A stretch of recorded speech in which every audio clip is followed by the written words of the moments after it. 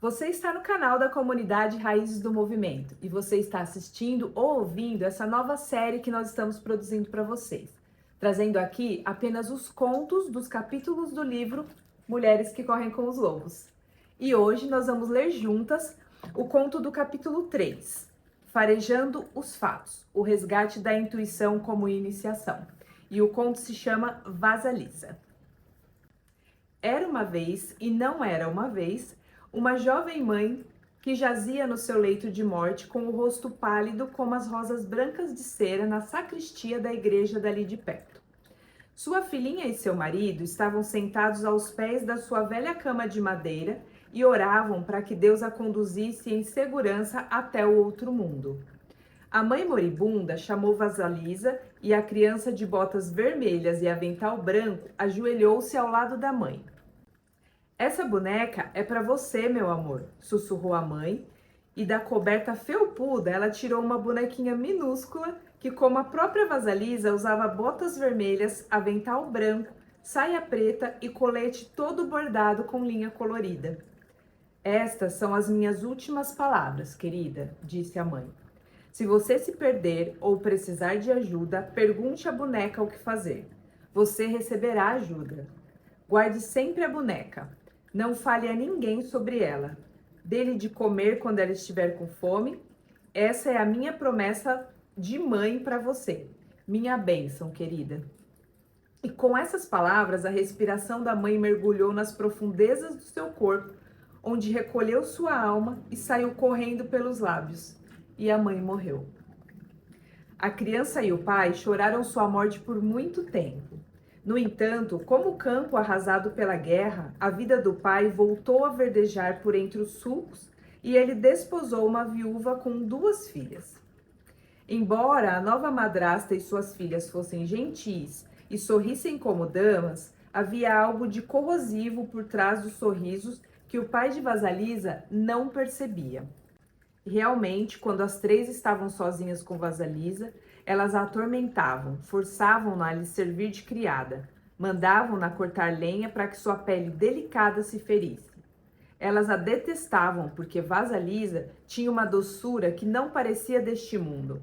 Ela era também muito bonita e seus seios eram fartos, enquanto os delas definhavam de maldade. Ela era solícita e não se queixava, enquanto a madrasta e as 2 filhas eram entre si mesmas como ratos no monte de lixo à noite. Um dia, a madrasta e suas filhas simplesmente não conseguiam mais aguentar Vasalisa. Vamos combinar de deixar o fogo se apagar. E então vamos mandar Vasalisa entrar na floresta para pedir fogo para a nossa lareira, a Baba Yaga, a bruxa. E quando ela chegar até Baba Yaga, bem, a velha irá matá-la e comê-la. As 3 bateram palmas e guincharam como animais que vivem na escuridão. Por isso, naquela noite, quando Vasalisa voltou para casa depois de catar lenha, a casa estava completamente escura. Ela ficou muito preocupada e falou com a madrasta. O que aconteceu? Como vamos fazer para cozinhar? Sua imbecil, reclamou a madrasta. É claro que não temos fogo e eu não posso sair para o bosque devido à minha idade. Minhas filhas não podem ir porque têm medo. Você é a única que tem condições de sair floresta dentro para encontrar Baba Yaga e conseguir dela uma brasa para acender nosso fogo de novo. Ora, está bem, respondeu Vasalisa inocente. É o que vou fazer. E foi mesmo. A floresta ia ficando cada vez mais escura e os gravetos estalavam sob seus pés, deixando-a assustada. Ela enfiou a mão bem fundo no bolso do avental e ali estava a boneca que a mãe, ao morrer, havia lhe dado. Só de tocar nessa boneca já me sinto melhor, disse Vasalisa, acariciando a boneca no bolso.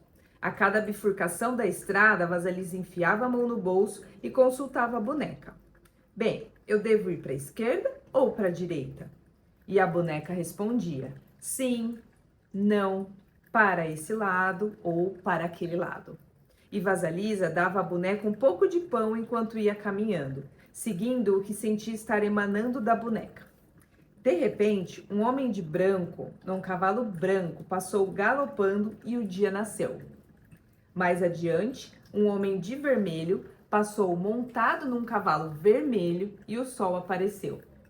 Vasalisa caminhou, caminhou, e bem na hora em que estava chegando ao casebre de Baba Yaga, um cavaleiro vestido de negro passou trotando e entrou direto no casebre. Imediatamente fez-se noite. A cerca feita de caveiras e ossos ao redor da choupana começou a refulgir com um fogo interno de tal forma que a clareira ali na floresta ficou iluminada com uma luz espectral. Ora, Baba Yaga era uma criatura muito temível. Ela viajava não num coche em uma carruagem, mas num caldeirão com o formato de um grau que voava sozinho. Ela remava esse veículo com um remo que parecia um pilão, e o tempo todo varria o rastro por onde passava com uma vassoura feita do cabelo de alguém morto há muito tempo. E o caldeirão veio voando pelo céu, com o próprio cabelo sebento de Baba Yaga na esteira. Seu queixo comprido era curvado para cima, e seu longo nariz era curvado para baixo, de modo que os dois se encontravam ao meio. Baba Yaga tinha um ínfimo cavanhaque branco e verrugas na pele adquiridas de seus contatos com sapos. Suas unhas manchadas de marrom eram grossas e estriadas como telhados, e tão compridas e recurvas que ela não conseguia fechar a mão. Ainda mais estranha era a casa de Baba Yaga. Ela ficava em cima de enormes pernas de galinha, amarelas e escamosas, e andava de um lado para o outro sozinha. Ela às vezes girava e girava como uma bailarina em transe. As cavilhas nas portas e janelas eram feitas de dedos humanos, das mãos e dos pés, e a tranca da porta da frente era um focinho com muitos dentes pontiagudos. Vasalisa consultou sua boneca. É essa casa que procuramos? E a boneca, a seu modo, respondeu: é essa que procuramos. E antes que ela pudesse dar mais um passo, Baba Yaga, no seu caldeirão, desceu sobre Vasalisa aos gritos. O que você quer? Vovó, vim apanhar fogo, respondeu a menina, estremecendo. Está frio na minha casa. O meu pessoal vai morrer. Preciso de fogo. Ah, sei, retrucou Baba Yaga rabugenta. Conheço você e o pessoal. Bem, criança inútil, você deixou o fogo se apagar, o que é muita imprudência. Além do mais, o que a fez pensar que eu lhe daria a chama? Porque estou pedindo, respondeu rápido Vasalisa depois de consultar a boneca. Você tem sorte, resmungou Baba Yaga. Essa é a resposta certa. E Vasalisa se sentiu com muita sorte por ter acertado a resposta. Baba Yaga, porém, a ameaçou. Não há a menor possibilidade de eu lhe dar o fogo antes de você fazer algum trabalho para mim. Se você realizar essas tarefas para mim, receberá o fogo. Se não... E nesse ponto, Vasalisa via que os olhos de Baba Yaga de repente se transformavam em brasas. Se não, minha filha, você morrerá. E assim, Baba Yaga entrou pesadamente no casebre, deitou-se na cama e mandou que Vasalisa lhe trouxesse a comida que estava no forno. No forno havia comida suficiente para 10 pessoas, e a Yaga comeu tudo, deixando uma pequena migalha e um dedal de sopa para Vasalisa. Lave minha roupa, varra a casa e o quintal, prepare minha comida, separe o milho mofado do milho bom, certifique-se de que tudo está em ordem. Volto mais tarde para inspecionar seu trabalho. Se tudo não estiver pronto, você será meu banquete. E com isso, a Baba Yaga partiu voando no seu caldeirão, com o nariz lhe servindo de biruta e o cabelo de vela, e anoiteceu novamente. Vasalisa voltou-se para a boneca assim que a Yaga se foi. O que vou fazer? Vou conseguir cumprir as tarefas a tempo? A boneca disse que sim e recomendou que ela comesse algo e fosse dormir. Vasalisa deu algo de comer à boneca também e adormeceu. Pela manhã, a boneca havia feito todo o trabalho e só faltava preparar a refeição. À noite, a Yaga voltou e não encontrou nada por fazer. Satisfeita de certo modo, mas irritada por não conseguir encontrar nenhuma falha, Baba Yaga zombou de Vasalisa. Você é uma menina de sorte. Ela então convocou seus fiéis criados para moer o milho e 3 pares de mãos apareceram em pleno ar e começaram a raspar e esmagar o milho. Os resíduos pairavam no ar como uma neve dourada. Finalmente, o serviço terminou e Baba Yaga se sentou para comer. Comeu horas a fio e deu ordens a Vasalisa para que no dia seguinte limpasse a casa, varresse o quintal e lavasse a roupa. Naquele monte de estrumes, disse a Yaga, apontando para um enorme monte de estrumes no quintal, há muita semente de papoula. Milhões de sementes de papoula. Amanhã quero encontrar um monte de semente de papoula e um monte de estrume, completamente separados um do outro, compreendeu? Meu Deus, como eu vou fazer isso? Exclamou Vasalisa, quase desmaiando. Não se preocupe, eu me encarrego, sussurrou a boneca, quando a menina enfiou a mão no bolso. Naquela noite, Baba Yaga adormeceu roncando e Vasalisa tentou catar as sementes de papoula do meio do estrume. Durma agora, disse-lhe a boneca depois de algum tempo. Tudo vai dar certo. Mais uma vez, a boneca executou todas as tarefas e quando a velha voltou, tudo estava pronto. Ora, que sorte a sua de conseguir acabar tudo, disse Baba Yaga, falando sarcástica pelo nariz. Ela chamou seus fiéis criados para prensar o óleo das sementes e novamente 3 pares de mãos apareceram e cumpriram a tarefa. Enquanto a Yaga estava besuntando os lábios na gordura do cozido, Vasalisa ficou parada por perto. E aí, o que é que você está olhando? Perguntou Baba Yaga de mau humor. Posso lhe fazer umas perguntas, vovó? Perguntou Vasalisa. Pergunte, ordenou a Yaga, mas lembre-se, saber demais envelhece as pessoas antes do tempo. Vasalisa perguntou quem era o homem de branco no cavalo branco. Ah, respondeu a Yaga com carinho, esse primeiro é o meu dia. E o homem de vermelho no cavalo vermelho? Ah, esse é o meu sol nascente.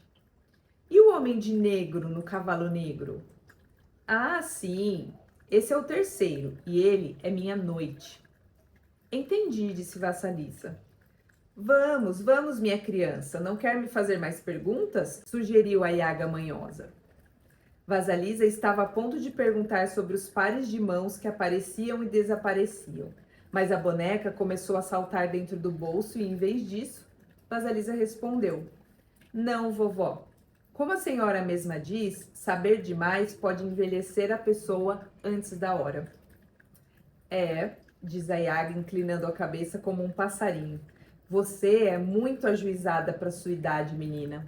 Como conseguiu isso? Foi a bênção da minha mãe, disse Vasalisa com um sorriso. Bênção, guinchou Baba Yaga. Bênção. Não precisamos de bênção nenhuma aqui nessa casa. É melhor você procurar seu caminho, filha. E foi empurrando Vasalisa para o lado de fora. Vou lhe dizer uma coisa, menina. Olha aqui. Baba Yaga tirou uma caveira de olhos candentes da cerca e a enfiou numa vara. Pronto. Leve essa caveira na vara até sua casa. Isso. Esse é o seu fogo. Não diga mais uma palavra sequer. Só vá embora. Vasalisa ia agradecer a Yaga, mas a bonequinha no fundo do bolso começou a saltar para cima e para baixo e Vasalisa percebeu que devia só apanhar o fogo e ir embora. Ela voltou correndo para casa, seguindo as curvas e voltas da estrada com a boneca lhe indicando o caminho. Era noite e Vasalisa atravessou a floresta com a caveira numa vara, com o brilho do fogo saindo pelos buracos dos ouvidos, dos olhos, do nariz e da boca. De repente, ela sentiu medo dessa luz espectral e pensou em jogá-la fora, mas a caveira falou com ela, insistindo para que se acalmasse e prosseguisse para a casa da madrasta e das filhas. Quando Vasalisa ia se aproximando da casa, a madrasta e suas filhas olharam pela janela e viram uma luz estranha que vinha dançando pela mata. Cada vez chegava mais perto. Elas não podiam imaginar o que aquilo seria. Já haviam concluído que a longa ausência de Vasalisa indicava que ela, a essa altura, já estava morta, que seus ossos haviam sido carregados por animais. E que bom que ela havia desaparecido. Vasalisa chegava cada vez mais perto de casa, e quando a madrasta e suas filhas viram que era ela, correram na sua direção, dizendo que estavam sem fogo desde que ela havia saído de casa, e que, por mais que tentassem acender um, ela sempre se extinguia. Vasilisa entrou na casa sentindo-se vitoriosa por ter sobrevivido à sua perigosa jornada e por ter trazido o fogo para casa. No entanto, a caveira na vara ficou observando cada movimento da madrasta e das duas filhas, queimando-as por dentro. Antes de amanhecer, ela havia reduzido a cinzas aquele trio perverso. Fim do nosso conto. E uma coisa que a Clarissa, a autora desse livro, sempre fala é que as histórias elas são cheias de símbolos. Cada coisinha, cada detalhe desse conto é um símbolo e que nós muitas vezes somos todos os personagens dessa história. Que parte sua é essa mãe boazinha, que parte sua é a madrasta, que parte sua é Baba Yaga, que parte sua é a bonequinha. Todas essas personagens são você, elas vivem dentro de você. Mas isso é algo que a gente vai conversar e a gente vai vivenciar na prática no nosso próximo encontro presencial. Nós temos um grupo no WhatsApp e eu vou deixar o link aqui na descrição para vocês. Então, se você quiser fazer parte da comunidade, entre para o nosso grupo. Lá nós passamos todas as informações dos nossos encontros presenciais. Nós não somos um clube de leitura. Nós somos uma comunidade de mulheres que se encontram para vivenciar essa história. Esperamos vocês por lá.